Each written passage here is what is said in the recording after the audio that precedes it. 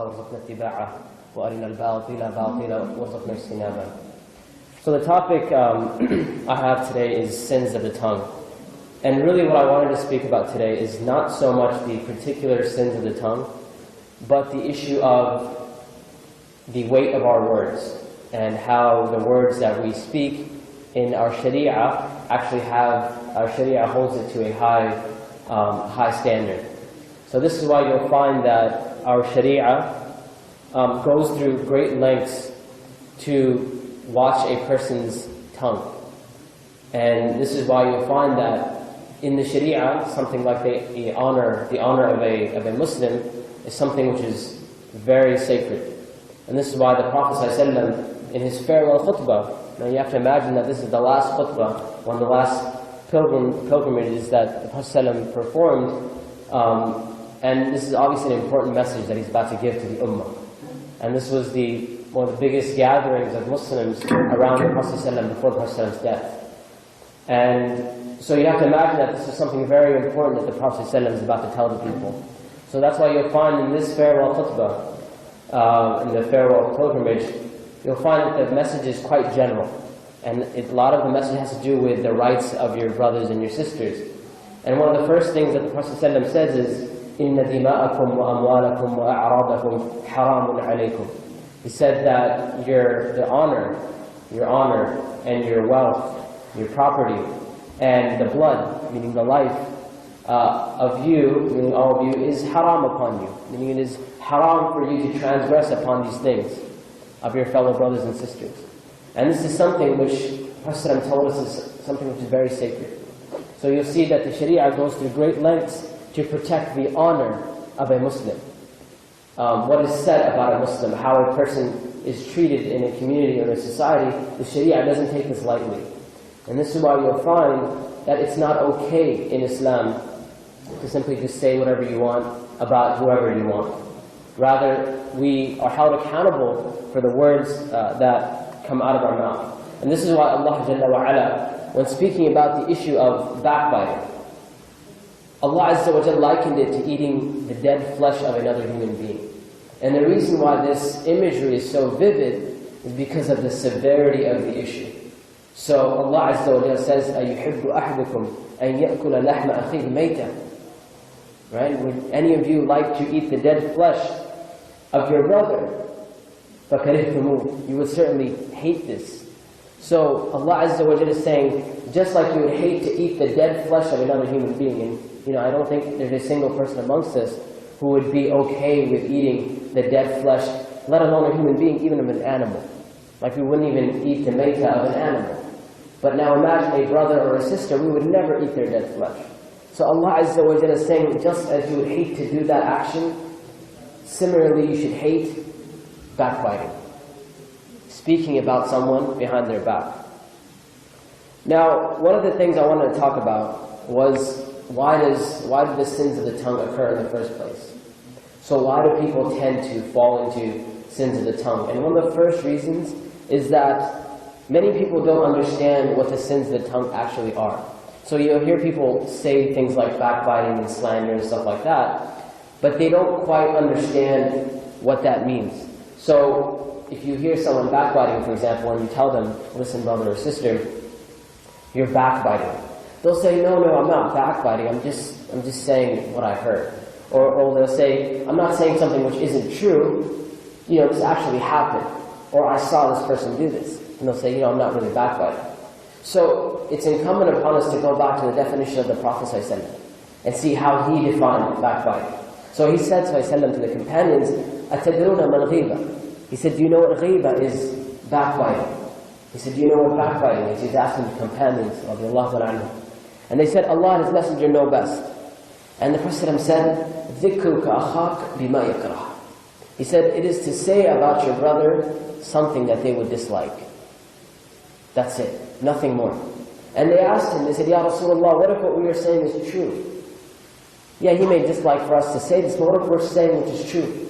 And the Prophet said that if you are saying something which is true, then you have backbit them. And if you say something which is false about them, then you have slandered them. That's another sin.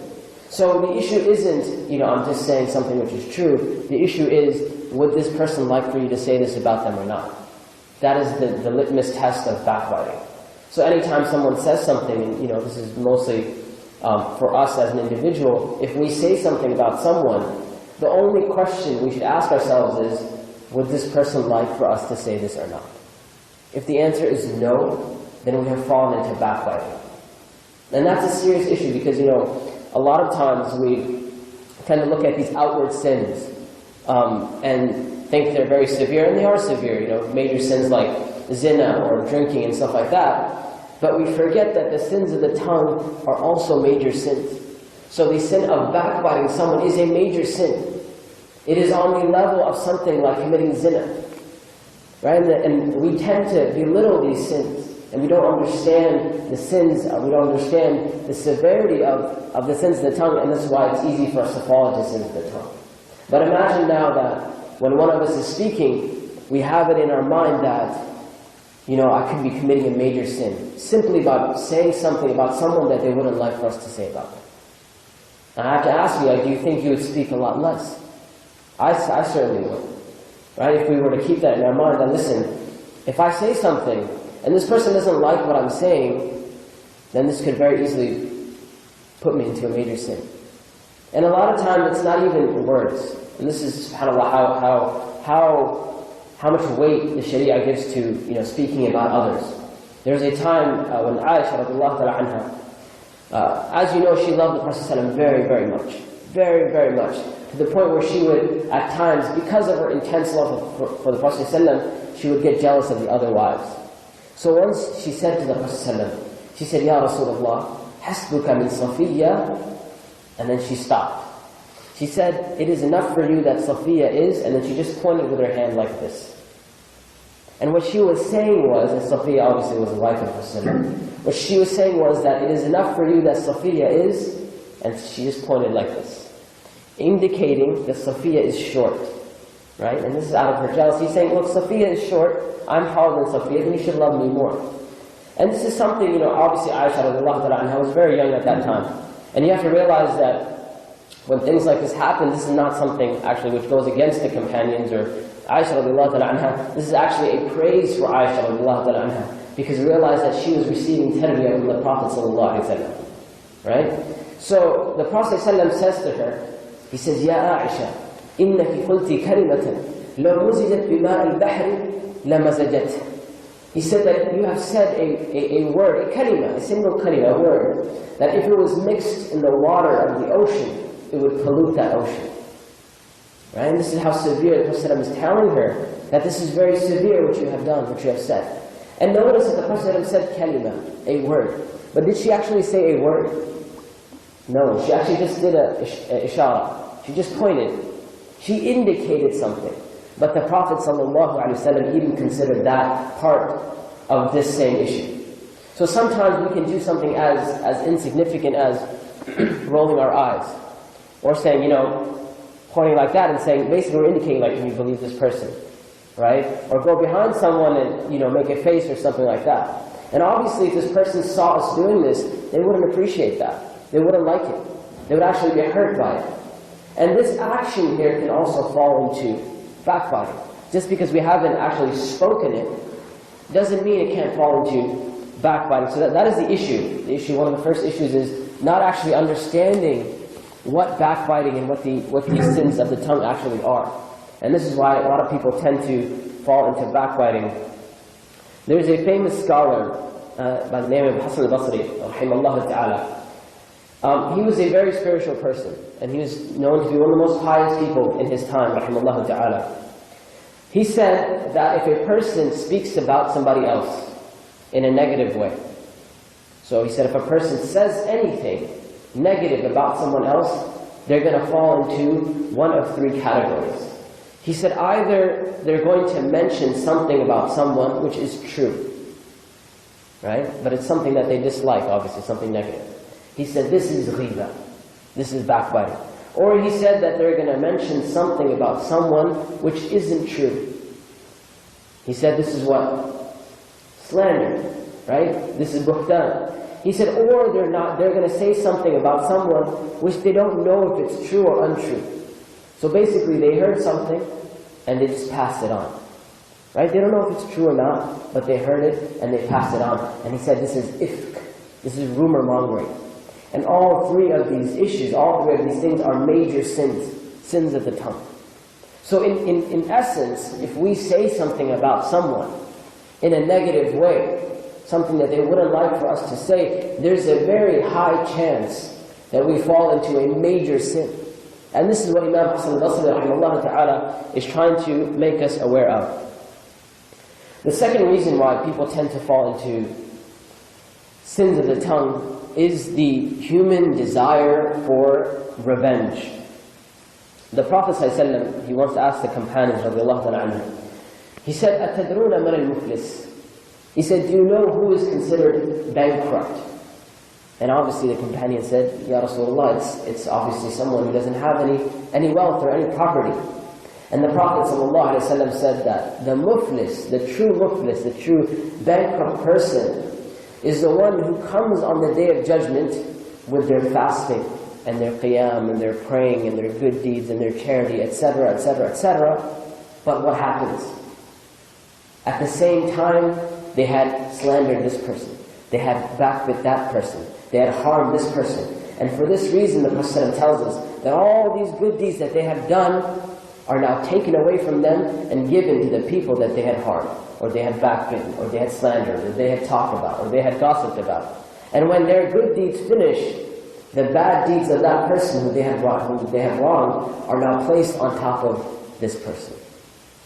The Prophet said, this is truly a bankrupt person. The one who did so much in their life. They came to the masjid every day, for example.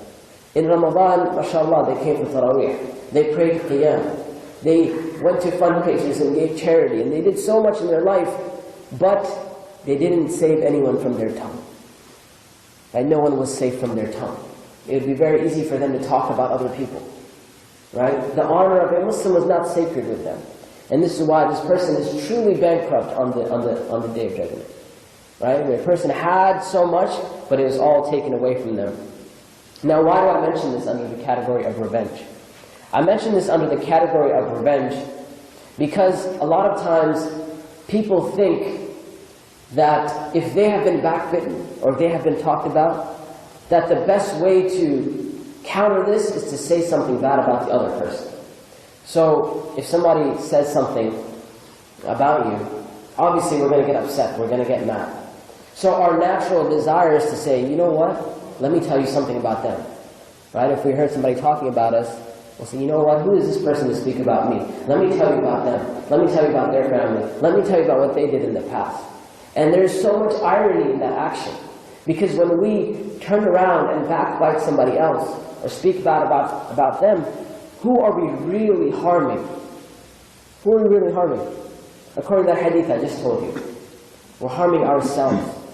Right? So instead of getting any type of revenge, we're only harming ourselves. And this is why the same scholar, Imam Hassan al-Basri, rahimahullah ta'ala, in his time, a man came to him and he said to him that so-and-so has been talking bad about you. They have been gossiping about you, or they have been saying so many things about you. And first of all, Imam Hassan al-Basri got very upset. He got very upset. He said, hasn't Shaitan found a messenger other than you? Meaning, why are you doing this work of bringing news from here and there? He said, get out of here, get out of my house. He sent him away. Then the Imam, rahimahullah ta'ala, he goes to this person's house, the one who had been backbiting and slandering the Imam, rahimahullah ta'ala, with a plate of dates. He knocks on the door, and this man opens the door, and obviously he's very surprised to see the Imam. Very surprised. Because he had been talking bad about the Imam.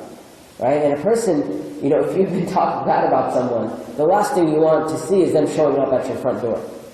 Right? You'll get scared. But he gets surprised because he sees the Imam with a plate of dates. And the Imam says to him, he says, I have been heard that you have been talking about me. So I wanted to repay you. And so I have brought you this plate of dates. He said, I only regret that I cannot repay you with that which you have paid me. What is he speaking about here? He's speaking about the good deeds. In essence, the Imam is saying, Jazakallah khair for giving me your good deeds. Right? Jazakallah khair for giving me your good deeds. And this is why one of the earlier scholars, he would say, he said, if there's anyone deserving of me backbiting them, it's my parents. Because they're most deserving of my deeds. Right? If we were to backbite anyone. Because in essence, we're really harming ourselves. When we speak about someone, we're giving up our good deeds, and we're taking their bad deeds. May Allah Azza wa Jal protect us. The third reason is peer pressure. Sometimes we fall into sins of the tongue because of peer pressure. Now, I know a lot of people, they hear the words peer pressure, and they tend to think of like young children, or people in high school or middle school and stuff like that. But I tell you that adults very much fall into peer pressure. How does this happen? This happens at that gathering where a couple of brothers have gathered together, or a couple of sisters have gathered together. And by the way, people tend to think that women are more likely to gossip and talk. There may be some truth to that, but it doesn't mean that the brothers are not free from that, right? You'll find a lot of gatherings where brothers get together and they do the exact same thing, right? And sometimes sisters are actually better off than brothers. Well, they'll have more restraint by talking about others, and the brothers won't. And that's really an unfortunate situation that we're in. But you'll see it like an average gathering, and in this gathering, somebody comes up. So somebody's name is brought up. And somebody says, this person did this to me and they did that to me, or, this person is like this and like that. And then somebody else says, what, they did this to me too, or, this person is bad and I've seen them do this or that. And there's another person in the gathering, and they don't really know this person, and they've never really interacted with this person. But they feel left out of this conversation, right? They want to be part of this session of talking about this person. So they'll join in and say, what, I think you're right. What, I think I might have, seen him do this or seen her do this also. And this is peer pressure, where we're sitting in a gathering, and just because we want to feel part of the conversation, we want to take part in what's going on, we'll allow this backbiting to happen, and we may even contribute to this backbiting. Now for us as Muslims, if we're sitting in a gathering, and someone is being talked about, either backbitten or slandered, or rumors, we as Muslims, we have one of three options. And when I say one of three options, I mean we only have these three options. Nothing besides this. Number one, and this is our first, and inshallah our best option, is that we actually defend the person who is being backbitten or slandered. So we say, listen, what you're saying about this person is wrong, and you're backbiting, so I urge you to stop. This person is not like this, and they do not deserve that you speak about them like this. This is the first and best thing we can do when we're sitting in a gathering where someone is being spoken about. The second thing that we can do, and this is the lesser degree, is that we simply make inkar upon this situation, upon the actual sin. So we say, listen, I don't know if what you're saying is true or not, but this action that's happening here, of us talking about somebody else, this can either be backbiting or slander. So I urge you to stop. Meaning you're not defending the person. You're not defending your brother or your sister, which is, they're right upon you that you actually do defend them. But you don't do that. But at the very least, you say, listen, what is happening here is backbiting or slander. And this is a major sin, my brothers and sisters, so I think we should stop. The third and final option we have, and this is the least that we can do as a Muslim, as a mu'min, as a believer, is that we get up and we leave. That we don't sit in a gathering where backbiting is being taken place. This is the very, very least that we can do as a believer. Meaning it's not okay for us to just sit on the sidelines and be like, I'm not taking part in it, I'm not doing anything. It is not allowed for us to sit in a gathering in which somebody is being backbitten or slandered, or in which rumors are being passed around. And this is a misconception a lot of people have, where they feel that if they're sitting in a gathering and they're not taking part in the backbiting or the slander, that they're somehow okay, or they're somehow better than the other people. Right? Realize that you're just as sinful. You could be even more sinful because you're not making inkar, you're not stopping this sin. So the very least that we can do as a believer is to get up and leave. As Allah Azza wa Jalla says, وَالَّذِينَ هُمْ عَنِ اللَّغْوِ مُعْرِضُونَ. that, speaking about the believers, that it is those who turn away from ill speech. Meaning they don't sit there and listen. They get up and they leave. They go away. Right? They excuse themselves from the situation. And as we know that in Islam, it's not just the actual act of sinning. Sometimes simply being part of a sin with our ears or with our eyes can make us fall into that sin. As Allah Azza wa says, إِنَّ السَّمْعَ وَالْبَصَرَ وَالْفُؤَادَ كُلُّ أُولَٰئِكَ كَانَ عَنْهُ مَسْئُولًا. That your sam', your hearing, and your sight, right, and your heart, about all of these things you'll be questioned. Meaning you'll be questioned about the things that you exposed yourself to. So if you're sitting in a gathering where something haram is happening, and you have the ability to get up and leave, you'll be questioned about that. Why did you expose your ears or your eyes or your heart to this? You know, and this is, I think, a very big issue for us, especially living in the West, where a lot of times we'll take the passive approach to sins. We'll say, you know, I'm not really doing it myself, what's the big deal? And we forget that our heart gets impacted. That when we're sitting in a gathering, or we're sitting in an area where sins are being taken place, it has an effect on our heart. And this is why, you know, the issue of shisha often comes up, or hookah, or mu'assar, as some people call it. You know, in Saudi Arabia, they call it mu'assar. And one of the things that's associated with shisha and hookah and stuff like that is not so much the sin itself. You know, even though I do not see any difference in opinion amongst the scholars that it is haram to smoke shisha, right? But some people are under the misconception that, you know, it's not as bad as cigarettes, so therefore it's somehow okay.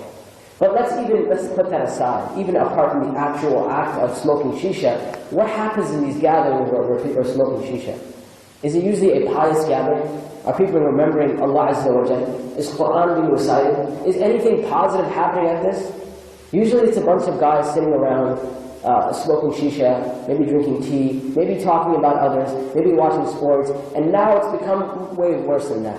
When we have shisha bars and hookah bars and stuff like that, where guys and girls get together, people hang out, and you know, it's not a good environment, right? But a believer doesn't expose themselves to that. They won't sit in a gathering like that. So you may not have an issue with the actual shisha, which you should, but you should have an issue with what's surrounding you, what's going on in this environment. And as a believer, you shouldn't sit in that environment. You shouldn't be part of that environment. Meaning you, as a mu'min, as a believer, you should hold yourself to higher standards than others, right? Because it's not about the others. And really, it's not about you telling people that, listen, I'm more pious than you, or I'm better than you because I will not attend this gathering. It's not about that. It's about you caring about your heart and saying, listen, I won't expose my heart to this because my heart is very precious to me. I understand that all the matters in my life revolve around my heart.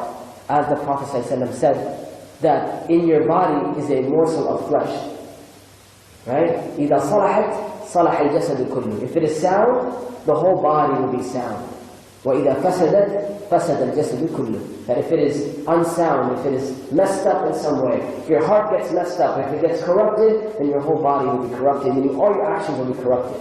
It's a matter of the heart, what you expose your heart to. So if you're exposing your heart to people gossiping and talking and slandering and stuff like that, rest assured it's going to have an impact on your heart. And sooner or later, it may lead you to very much fall into that sin itself. And this is why we look at the issue of people cursing.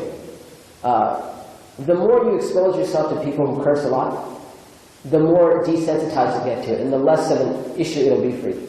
The more used to it you get, the less you'll cringe every time you hear a curse word. And for those of you who don't know, I spent the last 7 years of my life in Saudi Arabia, in the University of Medina, and alhamdulillah, it was all students of knowledge in the university. All students were coming there to learn their deen. And I never heard a curse, not a single curse word in my 7 years. I didn't hear a single curse word while I was in the university. But I remember as soon as I would come to the US, come back to visit my family, and that first curse word I would hear, it would make my heart shake. Because I'm just not used to hearing it. And I tell you, and this is a very sad thing for me to share with you, but now I've been back for a while, and every so often I do hear curse words, right? Because that's just the society we live in. And I'm not just speaking about non-Muslims, I'm speaking about Muslims as well. And it doesn't have that same impact that it has on me, that it had when I was in the university. Because I wasn't exposed to it at all back then, right? So it really, really shook me when I heard somebody say a curse word. Now, obviously, it bothers me, but if I'm really afraid that it doesn't bother me like it used to bother me. And I know the reason is because I'm more exposed to it now. And that is the same issue when it comes to backbiting and sins of the tongue. Where the more we expose ourselves to it, the more we'll begin to think that it's okay. It's okay to talk about a sister. It's okay to talk about a brother. It's okay to say, you know, I heard this sister did so-and-so, did such and such. Or this brother did something, this brother did this or that. Right? And a lot of times in our communities, in our families, you know, this is a very sad thing to say, it's become common practice. Right? It's not a big deal. So a couple aunties will be sitting and you're talking about someone and nobody cares. It's just like part of the conversation. Or a couple uncles are sitting or even like the young generation. You know, they're not immune to this either. They're sitting and they're talking about somebody and it's not a big deal. It's not a big issue. Because nobody really, they've become so desensitized to that. It's not a big deal. And one of the sad things, subhanAllah, is that, you know, one of my teachers would say that if you have a friend or friends who backbite somebody else or gossip about somebody else, rest assured that as soon as you leave, they will be talking about you. That if others aren't safe from their tongue, who are you to think that you will be safe from their tongue? Right? Just because they're your friend? No. If somebody's in the habit of backbiting and in the habit of talking about others, they will surely talk about you too. Right? The other reason is the issue of jest and play. So sometimes people fall into the sins of the tongue out of jest and play. So for some reason people think that if you've said something about somebody else in a joking manner, that for some reason it's okay. And for some reason it's not a big deal. Right? That as long as you put some humor into it, it's not that big of a deal. And that's actually very sad. Because when we say something bad about somebody else or something negative about somebody else in a joking way, we're actually bringing two sins upon ourselves. Number one is the sin of actually talking about somebody else. The sin of actually backbiting or slander. Number two is the sin of making fun of somebody else. So we're bringing two sins upon ourselves. Right? And the issue with, you know, laughing and joking and stuff like that, alhamdulillah, Islam doesn't tell us we can't laugh and joke. Right? But Islam tells us we cannot laugh and joke at the expense of others. That's one of the things we can't do. Right? And one of the reasons is because it very easily we fall into sins of the tongue. And you'll notice that a person who is known to be like a joker and stuff like that, known to laugh a lot, right? Usually their boundaries of what is okay to say and what's not okay to say gets blurred. Right? That if a person jokes a lot, you know, at some point, you know, they will cross certain boundaries because they feel it's okay to do it out of joke. And this is why if you've ever seen like stand-up comedians, and I don't, you know, I'm not suggesting you go out and watch stand-up comedians, but you'll see they'll say the most filthiest things, them things that society will never accept. But because they're doing stand-up comedy, somehow it's okay. Right? You can be racist. It's not a problem. You can talk about women in a degrading manner. It's not a problem. Right? You can curse out whoever you want. You can use the filthiest examples and nobody cares. Why? Why are people okay with it? Because it's done in a laughing and joking manner. Right? But in Islam, it doesn't make a difference. And like I said, it could be worse. If we're backbiting and slandering somebody else, it could be worse. And we're falling into two sins. The other issue is the issue of suspicion and seeking the faults of others, going out of our way to look for the faults of others. And this is, subhanAllah, I would say a very, very serious problem. And I would say it's like the evil brother, or like the partner in crime of sins of the tongue. And that's looking for the shortcomings of others, going out of our way to see the faults of others. The Prophet said, إِيَّاكُمْ وَالظَّنِّ فَإِنَّ الظَّنَّ أَكْذَبَ الْحَدِيثِ. He said, beware of suspicion, because suspicion is the worst of false speech. Right? So when we start suspecting others, right? And this is when we don't know. We're not really sure if somebody did something wrong or not, but we start to assume that they did something wrong. An example of this is, let me give you like a really vivid example. You see somebody walking out of a liquor store, right? You see a brother walking out of a liquor store, you say, I know for a fact, for example, you'll say, I know for a fact he went in there to buy liquor, buy alcohol. And then, what happens? You go tell somebody else, right? Oh, I saw this brother walking out of the liquor store. This brother has a beer, and he comes to the masjid, what's going on? Right? And this is how the rumors get started and stuff like that. This is Allah, because we're not sure. Do we know for a fact that he went in there to buy liquor? Maybe this brother went in there to make inkar upon what's happening. Maybe he went in there to get somebody else out of there. Maybe he went in there for a different reason. Maybe he went in there to buy a pack of gum. Do you know this? But when we begin to suspect and have suspicions, this is a slippery slope that leads us into sins of the tongue. And going out of our way to find the shortcomings of others. And I think this is one of the issues that has really plagued our community, where we have to find the faults of someone. And a lot of times, it may even be like an imam. So for example, somebody in the community doesn't like an imam. Now, to put that imam down, they'll try to look for faults in this person, or a public figure, right? Or even somebody that we don't like. So you have an issue with a sister, for example, or a brother has an issue with another brother, they'll go out of their way to look for their faults. And the Prophet said, subhanAllah, this is one of the more scary hadith that I've come across in my life. And it's very scary because this is something which is very common, like I said. But the punishment for that is very severe. The Prophet said, "Man tatabba'a awrata akhihi Muslim." That the one who follows or goes and seeks for the faults of their brother Muslim, right? Tatabba'a Allahu awrata. That Allah will seek the faults of this person. And then the Prophet said, وَمَنْ تَتَبَّعَ اللَّهُ عَوْرَتَهُ يَفْضَحُ. And whoever's faults are sought by Allah, that Allah will destroy them and cause them to be in ruin. وَلَوْ كَانَ فِي جَوْفِ بَيْتِهِ. Even if he's hiding in the depths of his house. Right? So when we go out of our way to seek the faults of others, the Prophet tells us that in this case, Allah will seek our faults and expose us. Right? And there's nothing that we can hide from Allah Azza wa Jalla. Right? None of us are perfect. None of us are angels. We all make mistakes. As the Prophet said, كُلُّ بَنِي آدَمَ خَطَّاءٌ. All of the son of Adam, all mankind makes mistakes, that we sin. Right? But the issue is, Allah is aware of our sins. And the last thing that we want is that Allah exposes our sins, because Allah knows exactly everything that we do. We can't hide it from Allah. So when we go out of our way to seek the faults of others, Allah will expose us. And wallahi, we have seen this. We have seen these people who make it a habit to go out and seek the faults of others. Right? Allah will expose them at some point in their life. Allah will expose their faults in one way or the other. And when Allah exposes your faults, it's not going to be a small deal. Allah will ruin you. Right? And this is why I say this hadith is so scary. The Prophet is warning us that, listen, mind your own business. Right? Look out for yourself. Right? Be careful when talking about somebody else. Be careful when going out of your way to seek the fault of your fellow brother or your fellow sister. Now, I didn't want to just leave you like that. I wanted to share with you a couple of things that we can do to make sure that we are conscious of the sins of the tongue. Number one, firstly, is to understand why, like I said, with the things that I mentioned, why we fall into the sins of the tongue. So if we understand that, these are major sins, it's as simple as me saying something negative about somebody else, something that they wouldn't like for us to say. And really, like I said, if we were to apply that in our life, we'd stop saying a lot of things. Secondly, understanding how severe of an issue it is. Right? And understanding that the words that come out of our mouth have a lot of weight.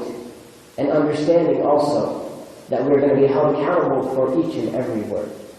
We can deceive ourselves at times to think that, I said it and it's gone and maybe one or two people heard it and it's done. But we forget that Allah Azza wa Jalla has angels recording the words that we say. Right? That every time we say something, there's an angel writing it down. Why do the angels write these words down? That a person doesn't say a single word except that there's an angel writing it down. Right? Why? It's so we will be held accountable. So we have to answer for these things. And when we say something, we will be held accountable. So when we show up on the day of judgment, we will be questioned. Why did you say this about this person? Right? Or this thing that you said, this is backbiting.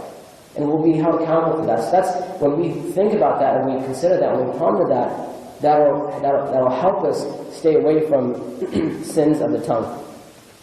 Also, learning to mind your own business, right?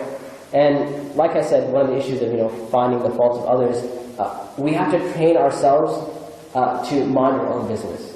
Right? And this is something I know is in this current day where we have Facebook and Twitter and stuff like that, everything seems to be like public news, right? But we really have to work hard to train ourselves to be like, you know what? And number one, I need to have like a private life and a public life, right? So it's not a cool thing to just post everything on Facebook and Twitter and just tell everything what's going on. But that's us. But even for others, right? We have to learn to mind our own business, right? Train ourselves to take care of ourselves first and foremost. Like I said in the beginning of this talk, it's an issue of the heart. It's a matter of the heart that we really have to take care of our heart, and we have to look out for ourselves. There's a famous hadith of the Prophet ﷺ, and this hadith is very often quoted.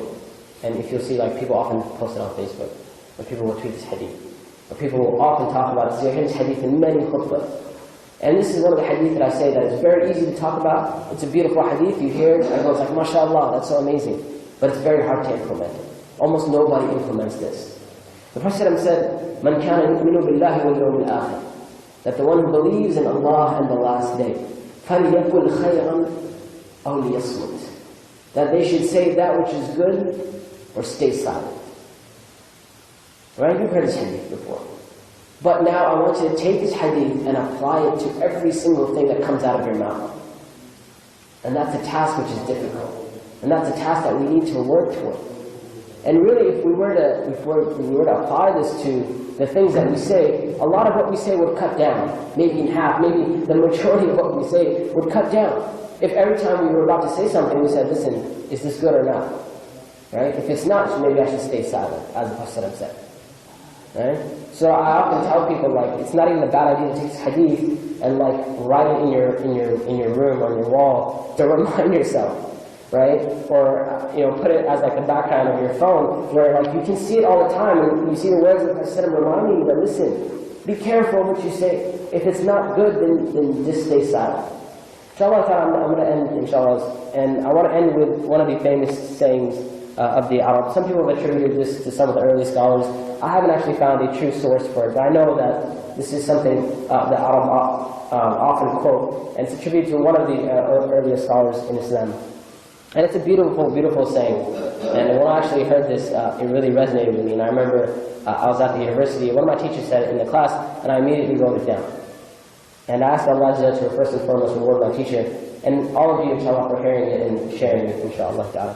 So the Arab have a saying where they say, كَلِمَةٌ فِي جَوْفِكَ أَسِيرٌ عِنْدَكَ, that a word that you haven't spoken yet is your prisoner. وَكَلِمَةٌ تَتَكَلَّمُ بِهَا تَجْعَلُكَ أَسِيرًا, but a word once spoken, once said, will make you its prisoner. Right? كَلِمَةٌ فِي جَوْفِكَ أَسِيرٌ عِنْدَكَ, that a word inside of you, and your word you haven't spoken, is your prisoner. Meaning you control it. You control when to say it, you control how to say it, you control who to say it to. Right? You control the outcome of it. Right? This is all in your control as long as you haven't spoken it yet. وَكَلِمَةٌ تَتَكَلَّمُ بِهَا, and a word once spoken, once you say it, تَجْعَلُكَ أَسِيرًا, it will make you its prisoner. Meaning now that you've said it, خلاص, now you have to deal with the consequences of this word. Of this thing that you have said, you're now accountable for this. First and foremost, Allah will question you about this word. Right? Once you have spoken it, Allah will question you. Second, the implications it has on other people. Right? You're now accountable for this. And you have to deal with the consequences. Right? And this is why the Prophet said, if you don't have anything good to say, then stay silent. Allah Ta'ala, subhanahu wa ta'ala, bihamdik, shadu an la ilaha illa anta, astaghfiruka wa atubu ilayk.